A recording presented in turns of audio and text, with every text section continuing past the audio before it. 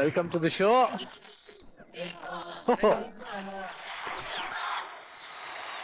ಏನೋ Niranjan, Bigg Boss ಮುಗಿದ್ರು Bigg Boss ಯಾಕೋ ನಮ್ಮನ್ನೆಲ್ಲ ಬಿಡಂಗ್ ಕಾಣಿಸ್ತಾ ಇಲ್ಲ. ಯಾಕೆಂದ್ರೆ ನಾನ್ ಗೆಲ್ಲಿಲ್ಲ ಅಂತ ಬಿಗ್ ಬಾಸ್ ತುಂಬಾ ಫೀಲ್ ಅಲ್ಲಿ ಇದಾರೆ. ನೀವು ಗೆಲ್ಲಿಲ್ಲ ಅಂತಲ್ಲ, ಗೆದ್ದಿರೋ ಕ್ಯಾಂಡಿಡೇಟ್ ಅಲ್ಲಿದ್ದಾರೆ ಅಂತ. ಅಷ್ಟು ಮಾತ್ರ ಅಲ್ಲ ಸರ್, ಇವತ್ತೊಂಥರ ಮಜಾ ಭಾರತ್ ಮಿನಿ ಬಿಗ್ ಬಾಸ್ ಆದಂಗಾಗಿದೆ. ಸೀರಿಯಸ್ಲಿ ಇಲ್ಲಿ ನೋಡಿ, ಒಂದ್ ಲೈನ್ 4 ಜನ. ಅಲ್ಲೊಂದು ಓಕೆ, ಎಲ್ಲ ಇಲ್ಲಿ ಬಿಗ್ ಬಾಸ್ ಮಯವಾಗೋಗಿದೆ ಇವತ್ತು. ಎಲ್ಲರಿಗೂ ಬಿಗ್ ಬಾಸ್ ಮಜಾ ಭಾರತದ ಮನೆಗೆ ಸ್ವಾಗತಿಸುತ್ತಾರೆ. ಬಿಗ್ ಬಾಸ್ ಕಡೆ ಮಾತಾಡ್ತಿರೋದು ತಿರ್ಗಾ Bigg Boss. Bigg Boss Niranjan, ಹೇಳಿ ಬಿಗ್ ಬಾಸ್. ಅತಿಯಾಗಿ ಮಾತನಾಡಿರುವ ನಿಮ್ಮ ಈ ತಪ್ಪಿಗೆ ಈ ಸಂಚಿಕೆಯಲ್ಲಿ ಮೌನವಾಗಿರಬೇಕೆಂದು ಬಿಗ್ ಬಾಸ್ ಆದೇಶಿಸುತ್ತಿದ್ದಾರೆ. ಆಯ್ತು Bigg Boss. Sheetal, Bigg Boss ಇಷ್ಟು ಸಂಚಿಕೆಗಳಾದರೂ ಎಲ್ಲರ ಮಾತಿನ ಮೇಲೆ ಓವರ್ಲ್ಯಾಪ್ ಮಾಡುವ ನಿಮ್ಮ ತಪ್ಪಿಗೆ ಒಂಟಿ ಕಾಲಲ್ಲಿ ನಿಲ್ಲಬೇಕಾಗಿ ಬಿಗ್ ಬಾಸ್ ಆದೇಶಿಸುತ್ತಿದ್ದಾರೆ.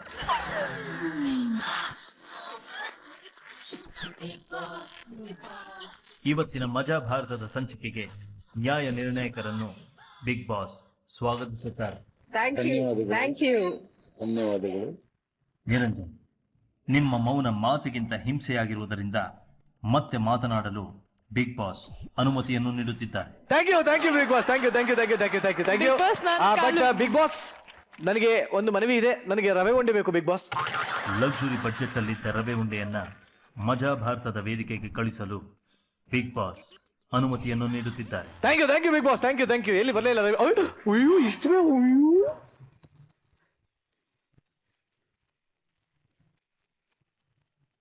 ಎಸ್, ನಾನು ರವೆ ಉಂಡೆ ತರಿಸಿದಕ್ಕೆ ಒಂದು ಕಾರಣ ಇದೆ. ಯಾಕೆ ಅಂತಂದ್ರೆ ನಮ್ಮ ವಿಜಯ್ ರಾಘವೇಂದ್ರ ಅವರಿಗೆ ರವೆ ಉಂಡೆ ಅಂದ್ರೆ ಪಂಚಪ್ರಾಣ. ನಿಜ ತಾನೆ? ಹೌದು, ರವೆ ಉಂಡೆ ಇಷ್ಟ. ಹಾ, ನಮ್ಮೂರು ಗಾಜನೂರಲ್ಲಿ ಮಾಡೋ ರವೆ ಉಂಡೆ ಇಷ್ಟ ಅಂತ. ಇದು ಅಲ್ಲೇ ಗಾಜಲ್ ಮಾಡ್ರಿ ಅದು. Thank you. ರವೆ ಉಂಡೆ ನಮ್ಮ ಕಡೆಯಿಂದ ರವೆ ಉಂಡೆ ನಿಮಗೋಸ್ಕರ ತರಿಸಿದೀವಿ. ಒಂದೇ ಒಂದು ಸಿಹಿ ಮಾಡ್ಕೊಂಡು ಶೋ ಶುರು ಮಾಡೋಣ. ದಯವಿಟ್ಟು ಒಂದೇ ಒಂಚೂರು ತೊಳಿ. ಖಂಡಿತವಾಗ್ಲು ಹೋದ ವರ್ಷ ಮಾಡಿದ ರವೆ ಉಂಡೆ ಇನ್ನೂ ಫ್ರೆಶ್ ಆಗಿದೆ. ನಮ್ಗೆ ಅದೇ ಸಂತೋಷ. ಹೌದು, ಆಕ್ಚುಲಿ ಫ್ರೆಶ್ ಆಗಿದೆ. ಬಟ್ ನಿಜವಾಗ್ಲೂ ವಿಜಯ್ ರಾಘವೇಂದ್ರ ಅವರ ಒಂದು ಕನಸು ಸ್ಪಂದನ ಅವರು ರಿಯಲ್ ಲೈಫ್ ಅಲ್ಲಿ. ಇನ್ನೊಂದು ಕನಸು ಯಾವ್ದು?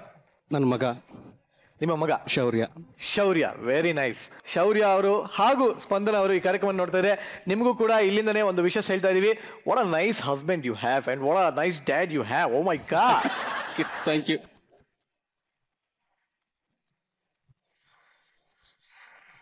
ಹಾ, ನಿರಂಜನ್, ಹಾ, ಬಿಗ್ ಬಾಸ್ ನ ಎಲ್ಲಾ ಕಂಟೆಸ್ಟೆಂಟ್ಸ್ ಜೊತೆಗೆ ಇವತ್ತು ಬಿಗ್ ಎಂಟರ್ಟೈನ್ಮೆಂಟ್ ತಗೊಳ್ಳೋದಕ್ಕೆ ವೇದಿಕೆ ಸಜ್ಜಾಗಿದೆ. ತಡ ಮಾಡೋದ್ ಬೇಡ, ಶೋ ಸ್ಟಾರ್ಟ್ ಮಾಡ್ಬಿಡೋಣ. ಸೊ ಇವತ್ತು ಕ್ಯಾರವನ್ ಅಲ್ಲಿ ಕಂಡಂಗೆ ಎಷ್ಟು ತಿಂದೆ, ಕಾಣದೇ ಇರೋ ಹಂಗೆ ಎಷ್ಟು ತಿಂದೆ ನೀನು? ಯಾಕಮ್ಮ ನೀ ಏನ್ ತರ್ಸ್ಕೊಡ್ತಿದ್ಯಾ? ನಾ ಕೇಳಿದೆ ತರ್ಸ್ಕೊಡ್ತಿಲ್ಲ ತಾನೆ. ನೋಡು, ಶ್ರುತಿ ಅಮ್ಮ ಈ ಮುದ್ದಿನ ಮಗನಿಗೆ ಅರ್ಧ KG pulao, 1/4 KG kesari bath, 2 KG ಗಸಗಸೆ ಪಾಯಸ, ಇದೆಲ್ಲದನ್ನು ತಂದು ನನಗೆ ಬಹಳ ಪ್ರೀತಿಯಿಂದ ಮುದ್ದಿಂದ ಕೇಳಿ ಕೊಡ್ತಾರೇನೋ ಅಂತ ಅಂದ್ಕೊಂಡೆ. ಆದ್ರೆ ಏನು ತಂದಿಲ್ಲ ಅವರು ನನಗೋಸ್ಕರ. It's okay. ಆ ಒಂದು ಪ್ರೀತಿ, ಮಮತೆ, ಆ ಒಂದು ವಾತ್ಸಲ್ಯ, ಇದೆಲ್ಲದಕ್ಕೆ ನಾ ಬೆಲೆ ಕೊಟ್ಟು ಸುಮ್ಮನಾಗಿದ್ದೀನಿ. ಹೋಗ್ಲಿ ಬಿಡು, ಚಿಂತೆ ಮಾಡ್ಬೇಡ. ಮರ್ವಿನ್ ಗೊತ್ತಲ್ಲ, ಹೌದು, ಮರ್ವಿನ್ ಸ್ವತಃ ಕುಕ್ ಆಗ್ಬಿಟ್ಟಿದ್ದಾರೆ. ಹೌದಾ? ಅವ್ರ ಕ್ಯಾಟರಿಂಗ್ ಇಂದ ತರಿಸ್ಕೊಡ್ತಾ ಇದ್ದಾರೆ. Very nice. ಎಂಜಾಯ್ ಮಾಡು. ಓಕೆನಾ? So let's welcome Prashamsa Kapu from Udupi.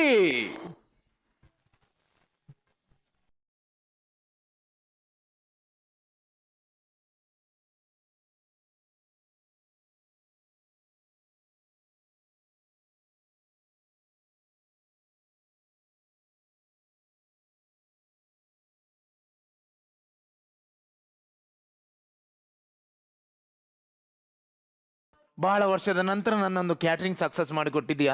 ಬಾಂಬೆಯ ದನಿ 8 ಲೇಡೀಸ್ ಬಾರ್ ಇದೆ. ಇವತ್ತು ಸೆಟಲ್ಮೆಂಟ್ಗೆ ಬರ್ತಾ ಇದ್ದಾರೆ. ಅವ್ರದ್ದು ಮಾತ್ರ ಫಂಕ್ಷನ್ ಅಲ್ಲ, ಇನ್ನು ಮುಂದಕ್ಕೂ ಅವ್ರ ಮನೆಯದು ಎಲ್ಲ ಫಂಕ್ಷನ್ ನಮಗೆ ಬರುವಾಗೆ ಮಾಡಪ್ಪ. ಸ್ವಾಮಿ ದೇವರೇ, ಎಲ್ಲ ನಿನ್ನ ಮೇಲೆ ಭಾರ ಇದಾಗ್ತೇನೆ.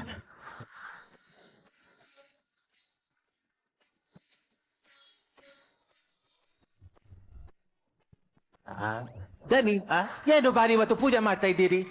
ವಿಷಯ ಗೊತ್ತಿಲ್ವನ? ಏನು? ನಮ್ದು ಕ್ಯಾಟ್ರಿಂಗ್ ಸಕ್ಸಸ್ ಆಗಿದೆ. ಅದಕ್ಕೆ ದೇವರಿಗೆ ಪೂಜೆ ಮಾಡೋದು ನಾನು. ಸಕ್ಸಸ್ ಆಗ್ಲಿಕ್ಕೆ ಕಾರಣ ನಾನ್ ಸಹ ಇದ್ದೇನೆ. ದೇವರ ಹತ್ರ ನಾನ್ ಸಹ ಹರಕೆ ಹೊತ್ತಿದ್ದೇನೆ. ಏನ್ ಹರಕೆ ಹೊತ್ತಿದ್ಯಾ? ನಾಲಿಗೆಯಲ್ಲಿ ಕರ್ಪೂರ ಇಟ್ಟು ಹೊತ್ತಿಸ್ತೇನಂತ. ಹೌದಾ? ಹೌದು. ಹೊತ್ತಿಸಿದ್ಯಾ? ನೀವ್ ಇವಾಗ ಸಿಕ್ಕಿದಲ್ಲ. ನಾನು ಯಾಕ ಇವಾಗ ಸಿಕ್ಕಿದ್ರೆ ಏನಾಯ್ತಾ? ನಿಮ್ಮ ನಾಲಿಗೆಯಲ್ಲಿ ಹೊತ್ತಿಸ್ತೇನಂತ ಹರಕೆ ಹೇಳಿದ್ದು. ನನ್ನ ನಾಳೆಗೆ ಕಾಪುರ ತಿರ್ಸಲಿಕ್ಕೆ ನೀನ್ ಹೇಳ್ಬೇಕಣ್ಣ, ನಂಗೆ ಗೊತ್ತಿಲ್ವನ? ಎಲ್ಬರ ಏನು? ನಮ್ದು ಕ್ಯಾಟ್ರಿಂಗ್ ಭಯಂಕರ ಸಕ್ಸಸ್ ಆಗಿದೆ. ಬಾಂಬೆದ ದನಿ 8 ಲೇಡೀಸ್ ಬಾರ್ ಇದೆ ಅವರಿಗೆ. ಅವರು ಇವತ್ತು ಸೆಟ್ಲ್ಮೆಂಟ್ಗೆ ಬರ್ತಾ ಇದ್ದಾರೆ. ಈಗ ಸೆಟ್ಲ್ಮೆಂಟ್ ಆಗ್ತದೆ, ಏನು ಎದುರು ಬೇಡ. ಬಂದ್ರು ದನಿ ಬಂದ್ರು.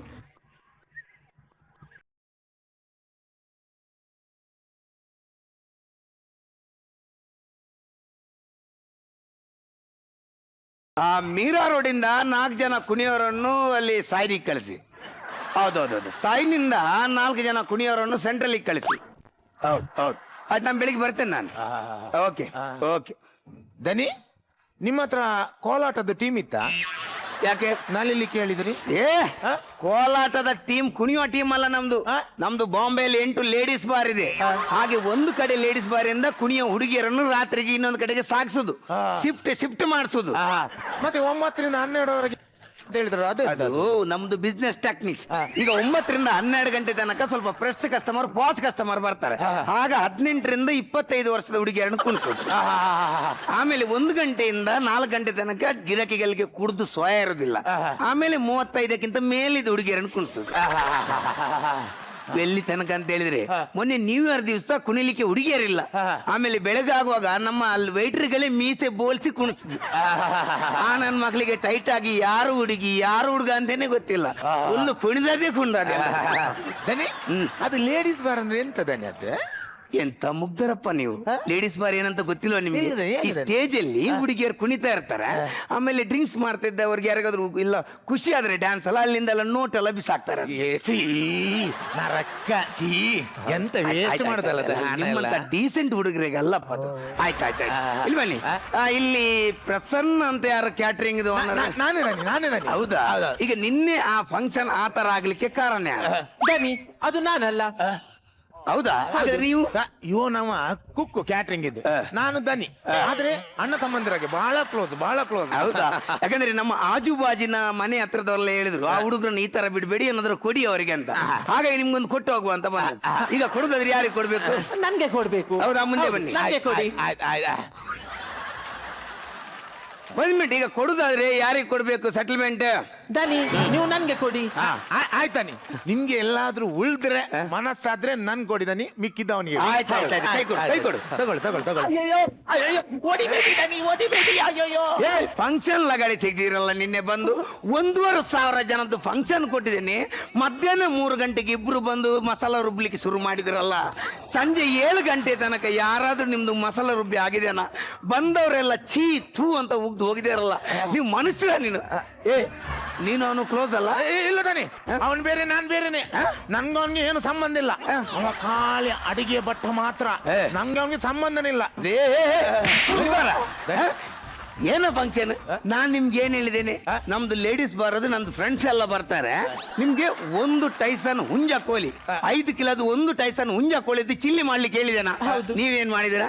ನಿಮ್ದು ಮಾಂಸದ ಪ್ಯಾಕೆಟ್ ಅನ್ನು ನಾನು ಓಪನ್ ಮಾಡಿ ನೋಡ್ತೇನೆ. ಏನ್ ನೋಡೋದ? ನಾನು ಹೇಳಿದ್ದು 5 ಕಿಲೋದು 1 ಟೈಸನ್ ಹುಂಜ ಕೋಳಿ. ಅದರಲ್ಲಿ 10 ತಲೆ, 20 ರೆಕ್ಕೆ. ಅಲ್ಲ, ಅದು ಕೋಳಿಯ ಅಥವಾ ರಾವಣವಾದ? ಮತ್ತೆ ನಾನು ಅದರಲ್ಲಿ ಓಪನ್ ಮಾಡಿ ನೋಡ್ತೇನೆ. ನಾನು ಹೇಳಿದ್ದು 5 ಕಿಲೋದು 1 ಟೈಸನ್ ಹುಂಜ ಕೋಳಿ, ಅದರಲ್ಲಿ 8 ಲಿವರ್. 1 ಕೋಳಿಗೆ 8 ಲಿವರ್ ಎಲ್ಲಿ? ಕೋಳಿಯನ್ನು 6 ಪಾಕೆಟ್ ಜೀನ್ಸ್ ಆಗಿ ಇಟ್ಕೊಂಡು ಹೋಗ್ತಾರೆ. ನನ್ನ ಮರ್ಯಾದೆ ತೆಗಿತಾರೆ. ನಾನ್ ನಿಮ್ಗೆ ಕರೆಕ್ಟ್ ಪೀಸ್ ತಗೊಂಡ್ ಬರ್ಲಿ ಅಂತ ಹೇಳಿದ್ರೆ ನೀವೆಲ್ಲ ರೋಡ್ ಸಳ್ಳೆಯಲ್ಲಿ 35 ರೂಪಾಯಿಗೆ ವೇಸ್ಟ್ ಪೀಸ್ ನಾಯಿಗೆ ಹಾಕೋದಿರ್ತೀರಲ್ಲ, ಅಂತ ಮಾಂಸ ಎಲ್ಲ ತಗೊಂಡ್ ಬಂದಿರ. ಅವನು ಬಿಡಿದಾನಿ, ಅವನಿಗೆ ಅನುಭವ ಎಲ್ಲ ಬಿಡಿ. ನಿಮ್ಗೆ ಬಡಿಸುವುದ್ರಲ್ಲಿ ಏನಾದ್ರೂ ಹೆಚ್ಚು ಕಡಿಮೆ ಆದ್ರೆ ಹೇಳಿ. ಎಲ್ಲಿ ಹೆಚ್ಚಾಗಿದೆ? ಎಲ್ಲ ಕಡಿಮೆನೇ ಆದದಲ್ಲ. ಏನಾಗಿದೆ? ಅಲ್ಲ, ನಿಮ್ಗೆ ಅಲ್ಲಿ ಅನ್ನ ಮಿನಿ ಕಮ್ಮಿ ಆಗಿದ್ರೆ ನನ್ನ ಹತ್ರ ಹೇಳ್ಬೋದಿತ್ತು ಮರ್ಯಾದೆಯಲ್ಲಿ. ಅಲ್ಲಿ 2ನೇ ಪಂಕ್ತಿಯಲ್ಲಿ 2ನೇ ಸಾಲಲ್ಲಿ ಒಬ್ರು ವೈಟ್ ಅಂಡ್ ವೈಟ್ ಹಾಕಿ ಕುತ್ಕೊಂಡಿದ್ರು. ಅವ್ರು ನಿಮ್ಮ ಹತ್ರ ಏನ್ ಮಾಡಿದ್ರು? 2ನೇ ಸಲಕ್ಕೆ ಅನ್ನ ಬೇಕಂತ ಕೇಳಿದ್ರು. ನೀವೇನ್ ಮಾಡಿದ್ರಿ?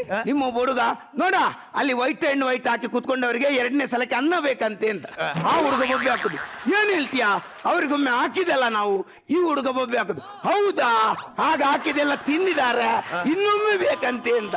ಅವ ಅಲ್ಲಿಂದ ಬೊಬ್ಬೆ ಹಾಕಿ, ನಿಮ್ಮ ವಾಕಿ ಟಾಕಿ ಬೇರೆ, ಅಲ್ಲಿಂದ ವಾಕಿ ಟಾಕಿಯಲ್ಲಿ ಬೊಬ್ಬೆ ಹಾಕಿದ್ದು. 2ನೇ ಸಲ ಅನ್ನ ಕೇಳಿದ್ದು ಒಂದು ಮರ್ಡರ್ ಮಾಡಿದಾಗೆ ಆಗ್ತಾ ಇಲ್ಲಪ್ಪ. ಅಲ್ಲಿ ಇದ್ದವ್ರು ಬದ್ದವರೆಲ್ಲ ಆಚರಣೆಯನ್ನೇ ನೋಡಿ ಸಾಯ್ತಾರಲ್ಲ. ದನಿ, ಆ ಜನ ನಿಮ್ಮ ಹತ್ರ ಏನಾದ್ರು ಹೇಳಿತಾ? ಆ ಜನ ನಿಮ್ಮ ಹತ್ರ ಏನಾದ್ರು ಹೇಳಿತಾ? ಆ ಜನ ನನ್ನ ಹತ್ರ ಹೇಗೆ ಹೇಳುದು? ಆ ವೈಟ್ ಅಂಡ್ ವೈಟ್ ಆಗಿ 2ನೇ ಸಲ ಅನ್ನ ಕೇಳಿದ್ ನಾನೇ ಅಲ್ಲ ಮಾರ್ರೆ. ನಾನು 1,500 ಜನದ್ದು ಫಂಕ್ಷನ್ ಮಾಡಿ 1,50,000 ಲಕ್ಷ ಬಿಲ್ಲು ಕೊಡುವ ನಾನು ಒಟ್ಟಿಗೆ ಒಂದು 2ನೇ ಸಲ ಅನ್ನ ಕೊಡಿ ಅಂತ ಕೇಳಿದಕ್ಕೆ ಒಂದು ಮರ್ಡರ್ ಮಾಡಿದಾಗೆ ಬೊಬ್ಬೆ ಹಾಕಿ ಸತ್ತಿದ್ರಲ್ಲ. ನಾಚಿಗೆಯಲ್ಲಿ ನಾನು ಟವೆಲ್ ತಲೆಗೆ ಹಾಕಿ ಸೀದಾ ಓಡಿ ಹೋದದಲ್ಲ. 20 ರೂಪಾಯಿದು ಗಂಜಿ ಊಟ ಮಾಡಿ ಮನೆಗೆ ಹೋದದ್ದು ನಾನು. ದನಿ, ನೀವು ಮನೆಯವರಾಗಿ ಮಾತಾಡುದಾ? ಅಲ್ಲಿ ನೀರ್ ದೋಸೆ ಶಾರ್ಟೇಜ್ ಇತ್ತು, ಅದು ನಾನು ಮ್ಯಾನೇಜ್ ಮಾಡಿದ್ದೇನೆ. ಅದು ನಿಮ್ಗೆ ಗೊತ್ತಿತ್ತು? ಅದು ಏನೋ ಮಾತಾಡ್ತೀಯ? ನೀರ್ ದೋಸೆ ಶಾರ್ಟೇಜ್ ಅದಂತ ನಾನು ಇವನ ಹತ್ರನೇ ಬಂದು ಹೇಳಿದೆ. ಇವನ್ ಹೇಳ್ದೆ ನಾನೀಗ ನೀರ್ ದೋಸೆ ಮಾಡಿ ತರ್ತೇನೆ ಅಂತ. ಬಕೆಟಲ್ಲಿ ಒಂದು ಸ್ವಲ್ಪ ನೀರ್ ಹಿಡ್ಕೊಂಡು ತೋಟದ ಕಡೆ ಓಡ್ದ. ನಾನು ಅಲ್ಲಿ ಹೋಗಿ ಹೇಗೆ ನೀರ್ ದೋಸೆ ಮಾಡ್ತೇನೆ ಅಂತ ಹಿಂದೆ ಹೋದ್ರೆ ಇವನೊಂದು ತೆಂಗಿನಕಾಯಿ ಕಟ್ಟೆಯಲ್ಲಿ ಕುತ್ಕೊಂಡು ಆ ಬಾಲ್ದಿಯಲ್ಲಿದ್ದ ನೀರಿಗೆ ಟಿಶ್ಯೂ ಪೇಪರ್ ಮುಳುಗಿಸಿ ಎಲ್ಲ ಅಟ್ಟಿ ಇಡ್ತಾ ಇದ್ದಾನೆ. ಆ ಒದ್ದೆ ಮಾಡಿದ ಟಿಶ್ಯೂ ಪೇಪರ್ ತಂದು ಅಲ್ಲಿ ನಮ್ಮ ಕ್ಯಾಟ್ರಿಂಗ್ ಹತ್ರ ನೀರ್ ದೋಸೆ ಟೇಬಲ್ ಅಲ್ಲಿ ಇಟ್ಟಿದ್ದಾನೆ. 4-5 ಮುದುಕರು ಆ ಟಿಶ್ಯೂ ಪೇಪರ್ ನೀರ್ ದೋಸೆ ತಿಂದು ಏನು ಮಾತಾಡಲ್ಲ, ಸೈಡಲ್ಲಿ ಹಿಂಗೇನೆ ಕುತ್ಕೊಂಡ್ ಬಿಟ್ಟಿದ್ದಾರೆ. ಆ ಟಿಶ್ಯೂ ಪೇಪರ್ ಎಲ್ಲಿ ಜಾಮ್ ಆಗಿದೆ ಯಾರೇ ಗೊತ್ತು. ನಾನು ಕಲ್ಲು ಹೊಡೆದು ಓಡಿಸೋದ್ರಿಂದ ಆಯ್ತು, ಇಲ್ಲಾದ್ರೆ ಈ ನಮ್ಮ ಮಗ ಅದೇ ಟಿಶ್ಯೂ ಪೇಪರ್ ರೌಂಡ್ ಮಾಡಿ 4-5 ಇಡ್ಲಿ ಬೇರೆ ಮಾಡ್ತಾನೆ ಅವನು. ನಿಮ್ಮಂತ ಮೂರ್ಖರನ್ನು ಕಟ್ಟಿಕೊಂಡು ನಾನು ಫಂಕ್ಷನ್ ವಹಿಸ್ಕೊಂಡಿದ್ದೇನಲ್ಲ. ನಾನು ನಿಮ್ಮಂತ ಯಂಗ್ಸ್ಟರ್ಗಳಿಗೆ ಯಾಕೆ ಈ ಫಂಕ್ಷನ್ ಎಲ್ಲ ಕೊಡುದು? ಯಂಗ್ಸ್ಟರ್ಗಳು ಮೇಲೆ ಬರ್ಬೇಕು ಹೇಳಿ.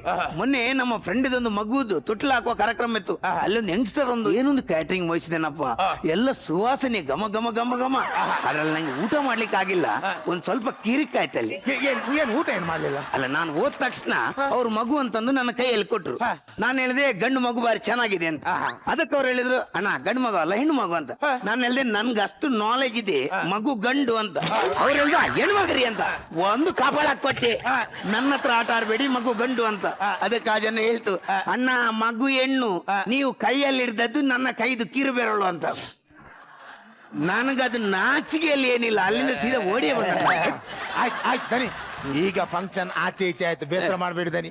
ಮುಂದೆ ಯಾವ್ದಾದ್ರು ಫಂಕ್ಷನ್ ಇದ್ರೆ ಹೇಳಿ ದನಿ, ನಾವು ಸಕ್ಸಸ್ ಮಾಡಿ ಕೊಡ್ತೇವೆ ದನಿ. ಆಯ್ತು, ನೀವು ಇಷ್ಟೊಂದು ಭರವಸೆ ಕೊಡೋದಾದ್ರೆ ನನ್ಗೆ ನೆಕ್ಸ್ಟ್ ಮಂತ್ ಮೋಸ್ಟ್ಲಿ ನಂದೊಂದು ಮದುವೆ ಇದೆ, ಆ ಫಂಕ್ಷನ್ ನಿಮ್ಗೇನೆ ಕೊಡ್ತೇನೆ. ದನಿ, ನಿಮ್ಗೆ ಇನ್ನೂ ಮದುವೆ ಆಗ್ಲಿಲ್ವಾ?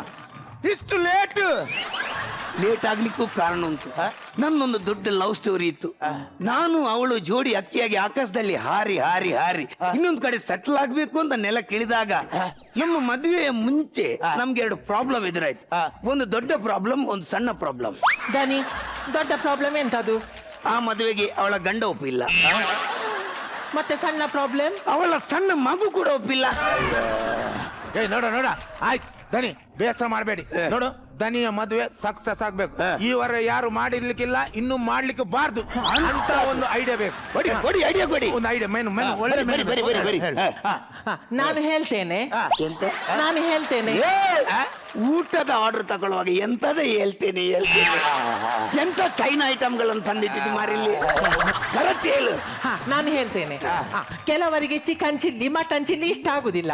ನಿಮ್ಮ ಮದುವೆಯಲ್ಲಿ ಒಂದು ಸ್ಪೆಷಲ್ ಮಾಡುವ. ಏನದು? ಎಂತ ಗೊತ್ತುಂಟಾ? ಬಂದ ಗೆಸ್ಟ್ ನವರಿಗೆ 1/4 ಕಿಲೋ ಹಸಿ ಚಿಕನ್, 1/4 ಕಿಲೋ ಹಸಿ ಮಟನ್ ಒಂದು ಡಬ್ಬಿಯಲ್ಲಿ ಹಾಕುದು, ಮತ್ತೆ ಅವರಿಗೆ ಕೊಡುದು. ಮನೆಗೆ ಕೊಂಡಿಗೆ ಇದರಲ್ಲಿ ಏನ್ ಮಾಡ್ಲಿಕ್ಕೆ ಉಂಟದು ಮಾಡಿ ಹೇಳುದು. Correct idea. ಬರೀ ಅದರೊಟ್ಟಿಗೆ ಇನ್ನೂ ಕೆಲವು ಐಟಮ್ ಬೇಕು. ಹಸಿ ಮಟನ್ ಹೇಗೂ ಅವು ಒಂದು ಪ್ಯಾಕೆಟ್ ಅಲ್ಲಿ ಹಸಿ ಚಿಕನ್ ಮಟನ್ ಎಲ್ಲ ಕೊಡ್ತಾನಲ್ಲ, ಸ್ವಲ್ಪ ಸೊಪ್ಪು, ಒಂದು ಸರಳಿದ ರಾಡ್, 2 ಸರಳಿ ರಾಡ್, ಸ್ವಲ್ಪ ಮಸಿ ಇದನ್ನೆಲ್ಲ ಅವರ ಕೈ ಕೊಟ್ಟು ಬಿಡುವ. ಇದು ಮದುವೆಗೆ ಬಂದ ಜನರು ಕಾಡಿಗೆ ಹೋಗಿ ಬಟ್ಟೆ ಎಲ್ಲ ಕಳಿಸಿ ಆ ಸೊಪ್ಪನ್ನೆಲ್ಲ ಕಟ್ಟಿ ಕೆಳಗೆ ಮಸಿಗೆ ಬೆಂಕಿ ಹಾಕಿ ಆ ಹಸಿ ಚಿಕನ್ ಮಟನ್ ಅನ್ನು ಸರಳಲ್ಲಿ ಸುರಿದು ಹಿಂಗೆ ಮೇಲೆ ಇಟ್ಟು ಬೆಂಕಿ ಹಾಕಿ ಸುತ್ತ ಕುಣಿಲಿಗೆ